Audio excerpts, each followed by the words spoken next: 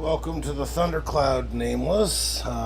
It seems you're very eager to show up the last two nights now that the Yankees are on, what, a two-game winning streak? They're back in the win column, are they? And no, the bet is officially under protest. When I made the bet, I was figuring that we were going to play complete games, 9 inning games or more. Tonight's game was decided in less than 7, so I will not accept it. You're allowed to plead the fifth, but we know that you're excited that to be back in the win column is it's a big thing for you New Yorker fans. Okay, so we certainly understand.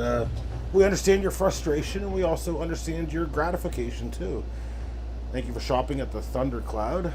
How may I assist you today? All right. Since Sage is not here yet, we're going to do what we normally do. We're going to start with the sports that he does not necessarily like, other than the NFL. He's he's going to miss out on some Tennessee Titans news. You know what? I don't want Sage to miss out on Tennessee Titans news, so I need to reach out to him on, I almost said Dorito, on Discord. 1 second. Nameless, you may earn yourself a wrench tonight. That's all I'm going to say. So you might get a wrench. Would that help sway you to at least a neutral NPS or a positive NPS if you were to get a wrench? I'll give you the wrench and I'll take Sage's away. How's that sound? We can strip Sage of his wrench and all the power that be for him showing up late. And I'm going to show you that, here at the Thundercloud, we do promote great customer service. So when we say something, we deliver right away. So here's your little wrench. And just in time, it looks as if we've got a promotion as well as a demotion. So no, there's definitely monetary stuff that we'll go over behind the scenes. We don't talk shop, we don't talk contract openly in the public eye. You're still waiting for YouTube to notify me. Sage, you used to say that it used to notify you perfectly. Okay, you used to say that. So, Sage, what you missed is the fact of the matter is I'm playing the bet under protest. Do you understand why I'm playing it under protest? The game wasn't full. The game was not full tonight. That's why it's being played under fucking protest. Okay? Sage, I will give you your wrench back since you did show up for the stream. Hopefully this does not lead to a dislike or a negative NPS from Zal. There you go. You got your wrench back. Because we were going to start with some Tennessee news anyway. But, if it's not a full game, it's kind of a fake game. So, yeah. Well, we're going to get to the Jays. We'll get to the Jays. We'll get to the tampering and all that stuff very shortly. Dan's got claims against me that are pretty damning that I've tampered tonight. Maybe I did. Maybe I tampered tonight. Maybe I don't give a shit. So let's get started with the NBA, Sage's favorite. In the world of the NBA, we've got one thing. Nikola Jokic will not sign an extension with the Nuggets this offseason, so he is going to wait until next year. He won't be traded, etc., etc. Apparently, him delaying until next summer could allow him to make an extra $80 million, which is just an absurd amount of fucking money. So there is your NBA news. We do have some Tennessee Titans news. I need to get to that very shortly here. So, Brian Callahan, head coach of the Tennessee Titans, has said, and I quote, "I think we can do a better job managing that load." So what load? So they both play a little bit more evenly. When he was asked about Tony Pollard and Tajai Spears. So that's your Tennessee news. In terms of the Bengals and Trey Hendrickson, they've resumed talking in the last few weeks, but we already knew that. So Cincinnati's playing hardball. They do not want to give a long-term deal to Trey Hendrickson, who has been the sack leader, the last 2 years combined. Jameson Winston, oh my fucking, I got him mixed up with Jameis Winston, my bad. Jameson Williams could be traded next year, according to, I don't know, Isaac Tesla. No, that's a player. According to the Athletics, Colton Pouncey. There you go. If the sides can't agree on an extension, I actually think it's likely that he'll be traded next year. They've given a lot of money to that McNeil defensive tackle, as well as other players, as well as Amon St. Brown. I don't think they're going to be able to afford Jameson Williams. And what's he going to command? Like $30 million a year? Maybe more. He's not worth it. So yeah, I think next year you'll probably see him get traded. So wouldn't surprise me whatsoever. Other than that, we've got we got some guy named Cordarrelle Patterson potentially getting cut by the Steelers. Okay, that's cool. Jerome Ford is the starter for now in Cleveland. That doesn't mean shit because it's Cleveland. We've got Zach Jackson of The Athletic suggesting Shedeur Sanders and Dylan Gabriel will potentially compete for a roster spot. Well, clearly they will. They've got fucking 4 or 5 quarterbacks. So what are you talking about over there, fucking Zach Jackson, you fucking idiot? We've got a little bit of drama here. Apparently Kirk Cousins felt like he was a little bit misled by the Falcons after they took Michael Penix in the first round of the 2024 NFL draft, and I'm sure he was. They paid him a bunch of money, and then they proceeded to take a quarterback with the 8th overall pick. So I'd be a little pissed off, too, if I was Kirk Cousins there. That's not really any news there. Naheem Miller-Hines, who cares? He's a free agent. No one gives a shit about him. And then we're all up to date on the NFL. Let me see what I missed in the world of comments. For most likely just the two of you. That's what I call him, too. I do call him Michael Penis as well. So I'm glad that someone else actually shares my vision when it comes to Michael Penix. Pay him 7/9 of 125. You know what? That's good. I believe it should be fractional. I do believe it should be fractional.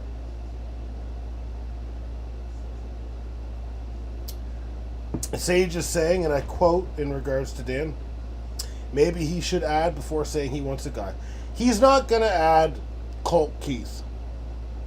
I'm a guy who's needed a second baseman all year.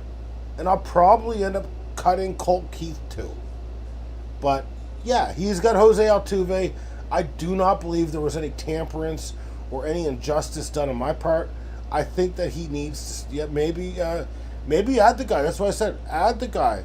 And then you can tell me, how great he is or that sort of thing. But that's not how they do business or how he does business. So it's his own fault. We will get to that very shortly. Let's turn our attention to the MLB. So let's, this is something Dan's going to be very happy about. Jacob Misiorowski had a career high 12 strikeouts. He's barely pitched in 6 innings and 1/3.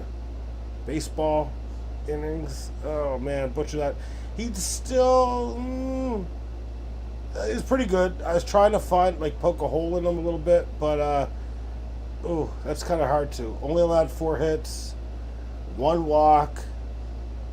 He had 21 swings and misses on 91 pitches. All right, so he's got a 2.81 ERA, a .9 WHIP, and a 33-11 strikeout per walk ratio over the course of 25 2/3 innings. Obviously, 12 of those are jacking the stats up a bit here, but that's still impressive, and that's why Aaron Savali got traded over to Chicago. He was unhappy because this guy got promoted and he lost his job. He was going to be a 6-man, pretty much. I would like to thank Sage for being a great commissioner, earning back his wrench yet again. I'm glad that I'm clear. I'm a free man, and I don't have to worry about such bullshit. I don't have to worry about tampering charges. I do what I do. Sage, if I give you guys fantasy advice every night, no? Every night you guys could take my ideas. I say this guy's good, this guy isn't, and that'd be fine. But this guy wants to come after me. He's like, oh, look at this TV screen. Look at what Colt Keith just did. Oh, Colt Keith just hit a home run. Oh, do you know that he plays second base and first base, etc.? And he's got around an 800 OPS, and I'm just like, oh, he plays second base, does he? So I was glad I was educated, and I took advantage of it, and there's nothing that I did wrong. And I would like it if I was not wrongfully accused one more time. Sage, again, if I get accused of tampering one more time, I would like, if I'm found innocent, which I will be, I would like to see a suspension put forthright. Can you promise me that? Because I believe it should be done. Yeah, fair game. Absolutely, Sage. So please, I would like a suspension where he can't set his roster for a week. And then if he does it again, it's 4 weeks. And then if he does it one more time, it's a lifetime ban. We're going to treat this shit like fucking performance-enhancing fucking steroids. These are fake allegations. The only real tampering that's going to take place is the one that is in regards to the Blue Jays. Because I said they wouldn't win 12 full games in a row. You can quote me on that. I said 12 full ball games. And tonight, the Jays did win a game, but it didn't even go 7 innings. So the Blue Jays did win 6-1 over the lowly Chicago White Sox, who are now 30-62. We have propelled our record to a 54-38 record with 4 games left before the All-Star game. That's 16 games over. For those of you who don't know how to math it, check my math. That's 16. That's 16 above, with what, 70 games left. All we need to do is go 500 the rest of the way, and that's 89 wins, baby. So, not that I don't want to just waltz in and have a two game sweep. I'd rather get swept in 3 games than 2. So, let's win the fucking division. Fuck the Yankees. They did win tonight. Aaron Judge, I believe, did hit his 34th home run of the year. And I also believe that Cal Raleigh hit his 36th of the year, which sets a Seattle Mariners record, surpassing Ken Griffey Jr. for first all-time for home runs hit prior to the All-Star game. Crazy for a catcher to be hitting like that. It's absolutely absurd, honestly. But let's break down the Blue Jays before we break down anything else. So, I mean, tonight was a good showing by Chris Bassett. He went 6 innings, only let 1 earned run, which was a home run, sadly. But 4 hits, a walk, lowering that ERA to 4.16. His ERA is probably a little bit south, in actuality, of 4. When you take into consideration, he let like 8 earned runs his last start. So he's been pitching pretty good. He's got a 9-4 record. Technically, does that count as a complete game? Like, imagine if we were doing fantasy right now. Would that count as a complete game? He went 6 innings. As a baseball noob, how come catchers aren't known for their power? They actually tend to have power and defense. That's why we don't do complete games in this league, because no one gets them anymore, and that would be like a fucking shitty-ass fucking... Imagine he doesn't let a home run. That'd be a complete game shutout, technically speaking. You're right, Sal. But no, technically speaking, catchers do have power. The only thing is they don't play a ton. So a catcher's only going to be like someone who, you know, is only going to play 120 games of the season if they're good, right? Okay, Nameless. There's no need to get personal here. But now also catchers as well, they do tend to get banged up a bit more than other positions. Like, catching is a hard fucking position. It's like the one that you could say, like, okay, it's a gritty position, honestly. So they're going to get banged up a bit more, and they're more known for their defense. So when you're actually a catcher that catches, oh no, I fucked up. No, I didn't. No, I know. I was just looking at the title. I got it backwards. But you need to be able to catch first, generally speaking. So defense is obviously what you're going to want first. If you get offense, that's just considered a bonus. Like, if you get a 700 OPS from your catcher, and that catcher is like a top 5 to 10 defender in the league, you're going to take that. Whereas if you're a first baseman, no one really gives a fuck about whether or not you're gonna like play defense. To be honest with you, if you hit 40 fucking home runs or more, you can play the lousiest defense in the league, and you're gonna have a spot, right? So, good question though, Sage. But yeah, like a lot of them just don't play enough, honestly, and a lot of them don't have the overall bat to like. There's only a few catchers that are actually good enough to DH on their off days as well. Also, if you are going to DH them on their off days, there's a risk. Generally, a team's only going to carry 2 catchers, right? So, if you like, what is it? If you DH them, and then you have a catcher in the game, and your catcher gets injured, then you got to kind of like double shift them over. So like, you got to have like a pitcher taking at bats if someone were to get injured. I mean, it's only one game, but I'm pretty sure that's how it works as well. Let's get back to, before Sage rudely interrupted us with smart questions, let's get back to the game here. Aaron Savali looked good tonight. He's 1-6. And when I say he looked good tonight, he looked good the first couple innings. Like, he looked like someone I'd want to trade for, honestly. But he did get touched up for 5 runs in 4 innings pitched once the Jays kind of figured him out. We only had 1 home run. That was Davis Schneider in the 3rd inning. He hit a fucking bomb off of him. We came close to hitting some other home runs as well. Addison Barger, he did have a... Oh my God, I'm looking at the wrong column. He did have a double, so he had his 21st of the year. That was scorched. Guerrero had one that was pretty close, as did George Springer, but George Springer was a bit shallower. Guerrero made a terrible base running mistake tonight. I was very pissed off. Even when they initially had called him safe, he went for second on something that he didn't. He jogged to first base, then he made the turn to second base and really got aggressive because, the left fielder or center fielder bobbled the ball, and you can't be doing that on the base path, in my opinion. It's just fucking stupid. So if you're gonna fucking go for the double, maybe run at 75% to first instead of fucking 40 to 50, and then make your fucking turn at 100. So fuck off, Vladimir Guerrero. That was fucking unacceptable. George Springer was hot tonight, 2 for 2 with 2 walks. That OPS up to 886. Nathan Lukes did have a hit. He was 1 for 4. Vlad, as much as I want to rip on him, he was 2 for 4 with 2 RBIs. Bo Bichette 1 for 2 with 2 walks. One of them was an intentional walk. Addison Barger 1 for 4. We already went over that with an RBI. Alejandro Kirk 2 for 4 tonight, and Joey Loperfido staying hot. Not all his hits are hit hard, but he did scorch one to past the shortstop. I don't know the shortstop's name. It's not Tim Anderson anymore, I don't believe. So he's definitely vying to stay on the team. And we already said David Schneider went 1 for 4 tonight with a home run. So the Blue Jays do find themselves currently in a pretty good spot.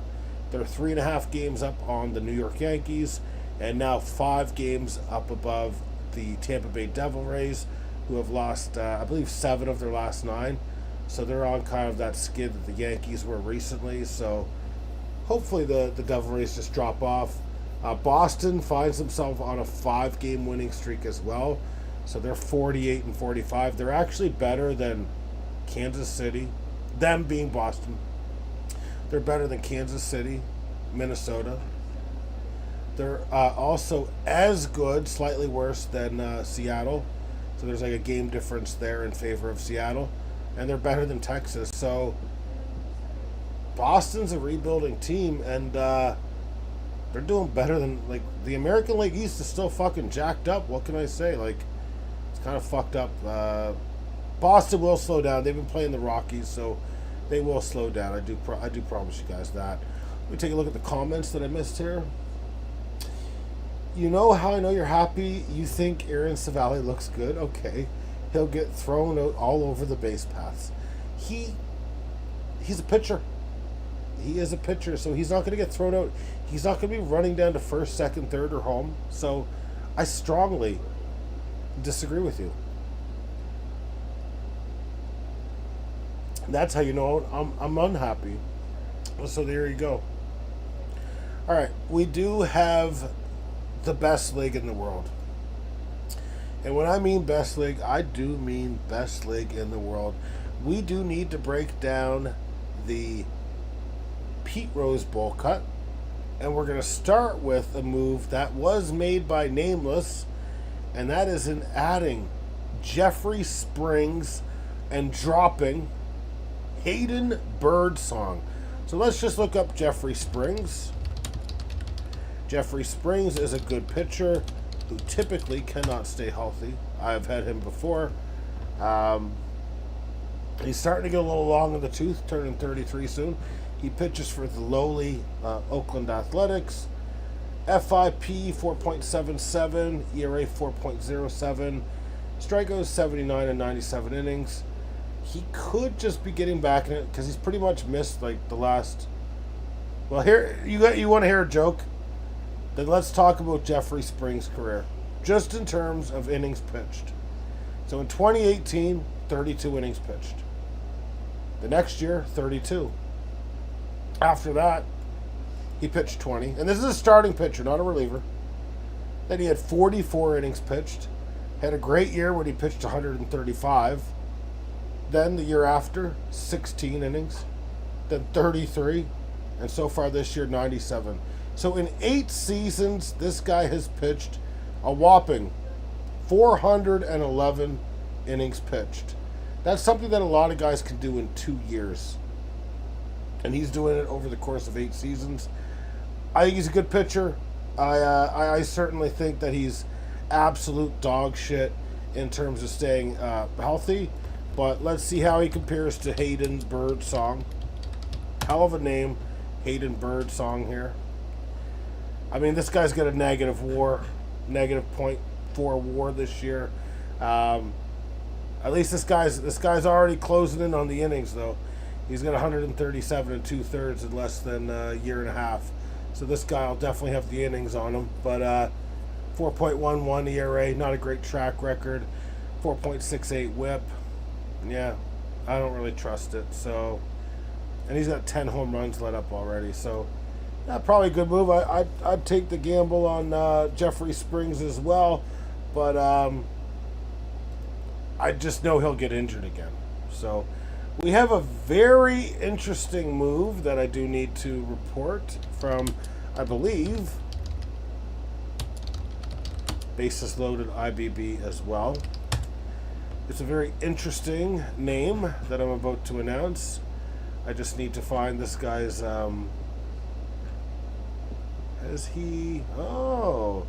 we do have a New York Yankee pitcher going to Bases Loaded IBB. And his name is Cam Schittler. I already know he's going to be a bad pitcher that was just called up when I look at his name and his last name is Schittler. I kid you not. Cam Schittler has been called up in exchange for Wyatt Langford. I looked up Wyatt Langford tonight. I know he was a top prospect at one point. Wyatt Langford is not getting the job done. He's like a 722 OPS guy. Not even going to break him down. Cam Schittler appears to be someone that maybe is one of the Yankees' top prospects. So I understand the move, but man, that's terrible. And that's a terrible fucking name to have. No, I'm calling him Schittler. I don't care if it says Schlitter. Oh, it's even better that his fucking name rhymes with fucking kitty litter. Fucking call it Shitter Glitter Litter. Like, come on.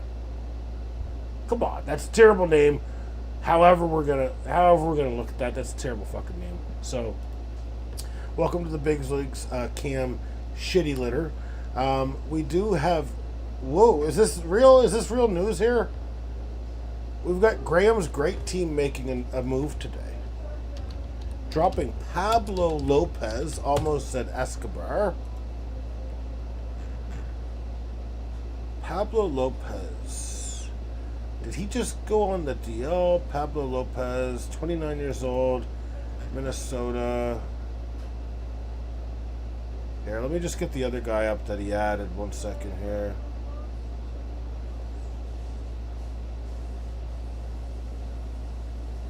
So you got a 60 fastball, Cam Schittler, and 50 curve, 55 slider, 40 change. Those change isn't good. Controls 45. So, I mean, 60 grade for the fastball is good. I mean, Worst case, probably going to end up in the bullpen eventually. But yeah, let me just look up something really quick here.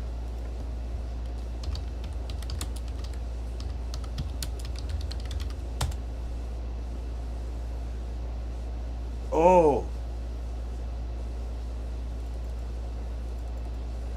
that doesn't sound good.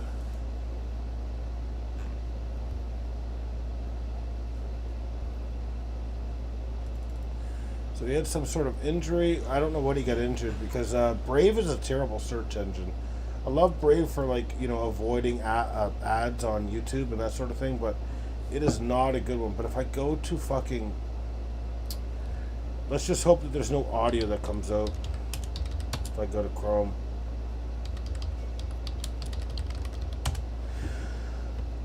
Cross our fingers.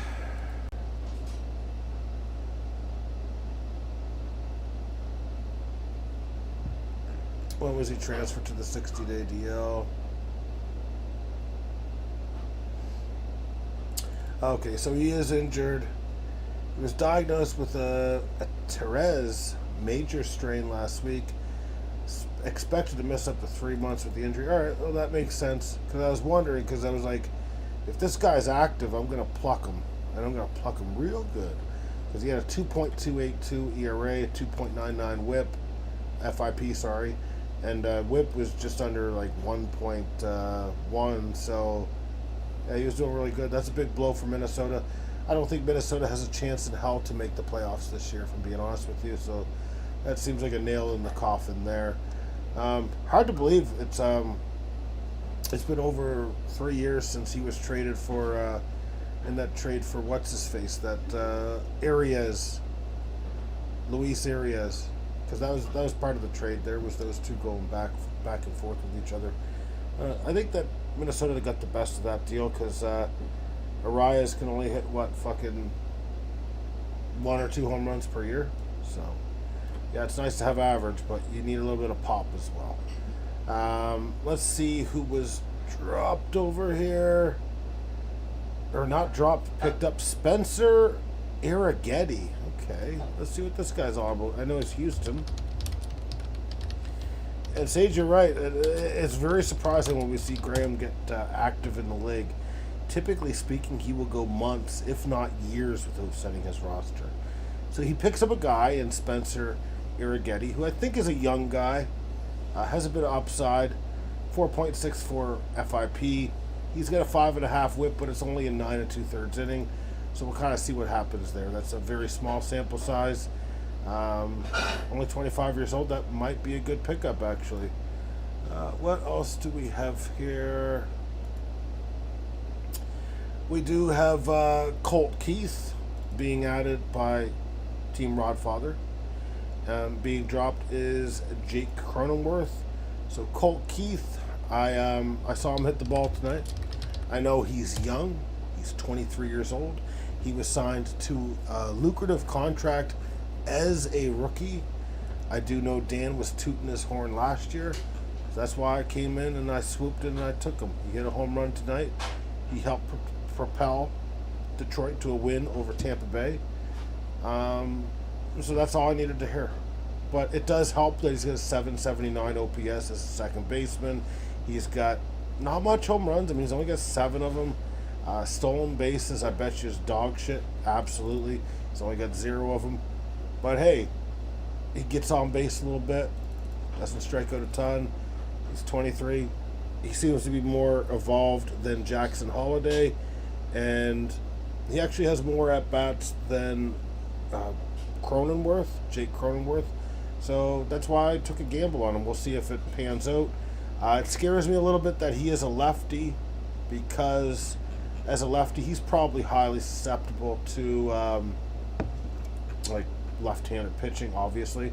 I'll see if I can get a split differential on how he hits versus righties and lefties.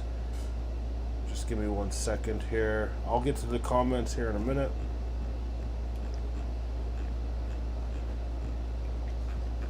Okay.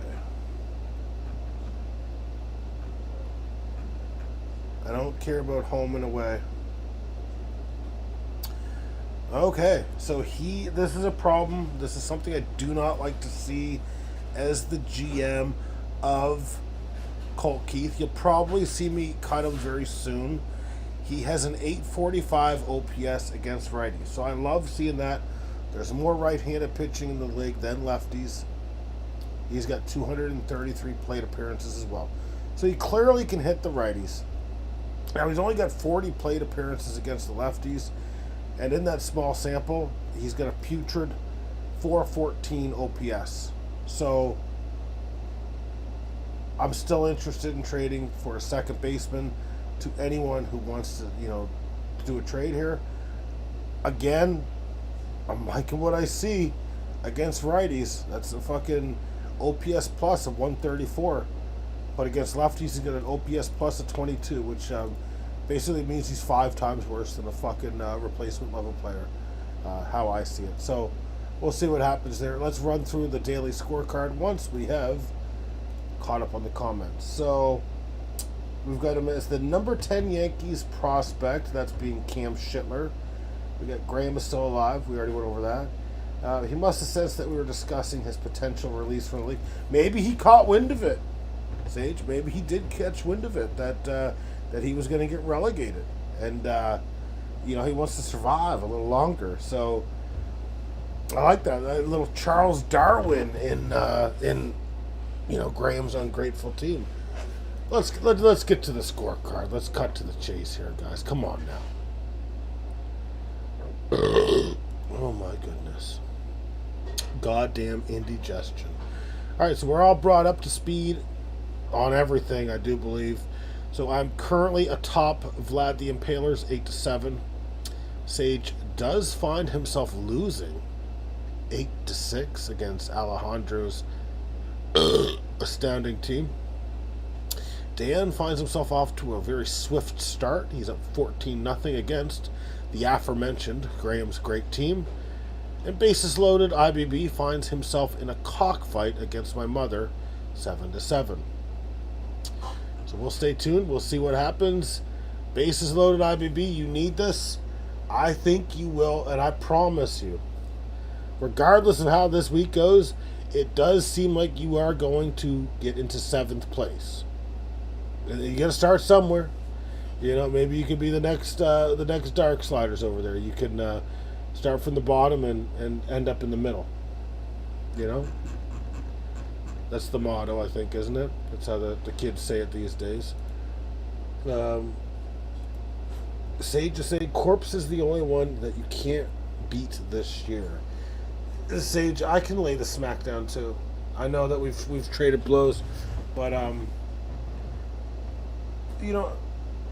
we'll see. Maybe the scouting report, great scouting over there by the Corpse Files, and maybe that's why you keep getting your ass handed to you by a woman. I don't know.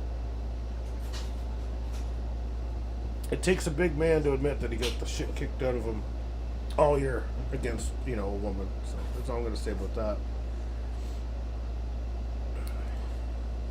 That could be your Achilles heel right there. But you know what?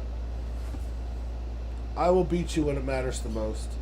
I will see your ass in the finals this year, and I will take home the coveted Pete Rose Trophy Award, and I can't wait. I will literally have about 75 players that are going to get a, they're going to get a ring. Anyone that's been on my team, even if it's for a day, I don't like firing people, but when I fire them, what I tell them is like, hey, at least you're getting a ring. At least you're getting a ring. And it'll be worth $300,000 each. Except for mine, which would be worth, a little bit more. But, needless to say. Using the Astros tactics. Whoa. Sage, are you saying that there's like a scandal that we need to investigate? That there's like legitimate tampering going on and cheating? Cheating when I specifically asked you guys not to cheat?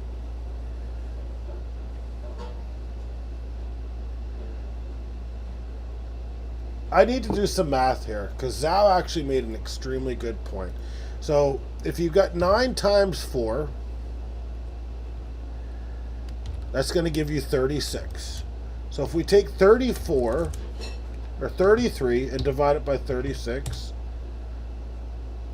you've got 0.91666666 repeated. So if you multiply that by 125, that's $114.58. That's the most that I'm willing to pay, is 114.58. Because the game wasn't complete, I'm paying by innings, and unless it goes to extras. Those don't count because those are full games. But that's the most I'm willing to pay, is $114.58 if the Jays complete this. So, you want to talk about tampering? You can talk about that, motherfuckers. All right, we are about to close up shop. We do appreciate you guys for stopping on by. Zao, start doing better at Pilatro. I can see that you're not doing very well. If you do need my help, though, I will help you for a small service fee of $10 per advice. So reach out at any time that you have money, and we'll do it again tomorrow. Have a good night, guys. The thundercloud is out.